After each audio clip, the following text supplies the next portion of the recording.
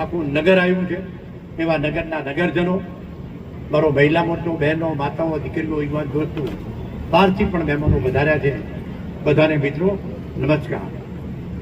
ભાઈજીએ જે બી એ કામોની વાત કરી, ભૂતકાળ મિત્રો આપણો એવો હતો. હું જ્યારે સ્ટેટ બેંકમાં નોકરી કરું ત્યારે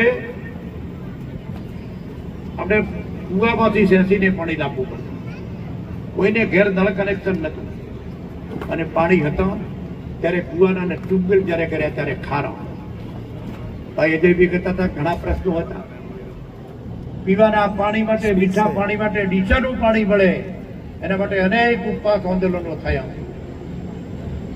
આમરણાંત ઉપવાસ ઉપર પણ બેઠેલા અને બધાના અંતે આપણે 10 MLDનો ટ્રીટમેન્ટ પ્લાન્ટ કર્યો અને તેનામાંથી થરાદને મીઠું પાણી મળવાની શરૂઆત થઈ.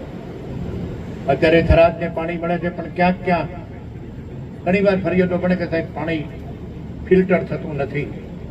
આવી ફરિયાદો પડતી કે કદાચ ક્યાંય વહીવટની ખામી હોય, પણ સરકારે તો તમને જે છે એ બધું જ કરી આપ્યું છે. અત્યારે પણ પાણીની ક્યાંક સમસ્યા છે, એટલા માટે જે સમસ્યા હતી એના નિવારણ માટે અલગ અલગ જગ્યાએ 8 ટાંકીઓ જે તે વિસ્તારને ખ્યાલમાં રાખીને મિત્રો બનાવી. પેલો ઓક્ટ્રોય ઉપર આખું નગર આધાર રહેતું. ભારતીય જનતા પાર્ટીની સરકારે વચન આપ્યું હતું 95 કે અમે સત્તા ઉપર આપશું તો ઓક્ટ્રોય નાબૂદ કર્યો. ઓક્ટ્રોય નાબૂદ કરી અને અત્યારે ટોટલ સરકાર, પેલા મિત્રો સરકાર પૈસા નથી આપતી.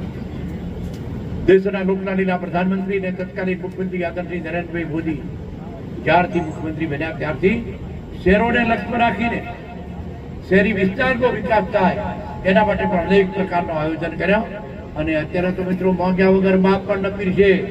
પણ ભારત સરકારનું નાણાં પંચ માંગ્યા વગર વસ્તીના ધોરણે જે ગ્રાન્ટ ફાળવે છે, ભારત સરકારને, ગુજરાત સરકારને ધન્યવાદ અને અભિનંદન આપું. અને આજે જ્યારે આ કામો થઈ રહ્યા છે, ભવિષ્યમાં બીજા પણ થશે. જેમ હમણાં જ આપણી વાત કરી કે નગરપાલિકા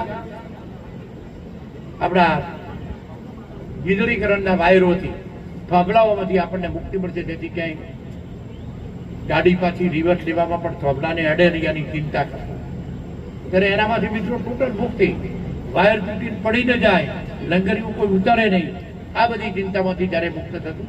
અને સરકારે એ પણ કર્યું છે કે માત્ર આપણા અધ્યક્ષશ્રીએ અહીં આપણે કરાર કર્યું, પણ બીજે પણ કે જ નગરપાલિકાઓ, જે બધા નગરપાલિકામાં પ્રજાજનો સુખી થાય એના માટે કરીને માત્ર અંડરગ્રાઉન્ડ લાઇટો આપે.